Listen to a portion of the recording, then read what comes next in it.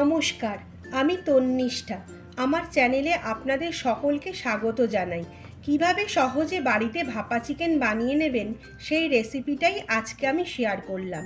শেষ পর্যন্ত পুরো ভিডিওটা দেখার অনুরোধ রইল এবং ভিডিওটি ভালো লাগলে লাইক, শেয়ার, কমেন্ট ও সাবস্ক্রাইব করতে ভুলবেন না। এই রেসিপিতে আমি যে পরিমাণ উপকরণগুলো নিয়েছি সেগুলো হলো চিকেন 700 গ্রাম।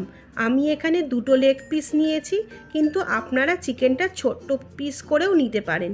মেল্টেড বাটার 25 গ্রাম, টক দই 100 গ্রাম, 1 ইঞ্চি আদা, 5-6 কোয়া রসুন, 4টে কাঁচা লঙ্কা, একটা বড় সাইজের পেঁয়াজ, লবণ স্বাদ অনুযায়ী, গোলমরিচ গুঁড়ো 1 চা চামচ, কালো সর্ষে 2 চা চামচ, পোস্ত 1 চা চামচ, কাজু বাদাম 5 থেকে 6টা।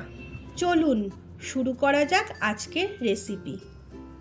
প্রথমে কাজু, পোস্ত, সর্ষেটাকে সামান্য জল দিয়ে পেস্ট করে নিতে হবে।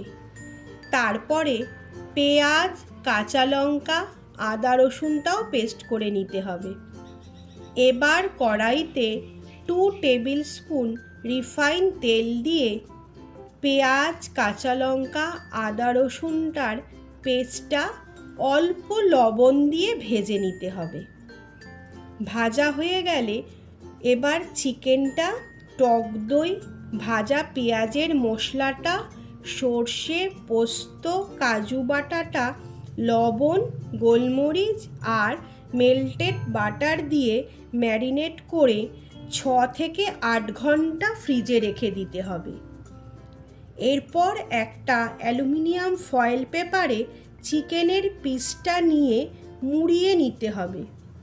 এবার কড়াইতে জল গরম করে তার ওপর একটা চালনি দিয়ে মাংসের ফয়েলগুলো বসিয়ে দিয়ে ঢাকা দিতে হবে।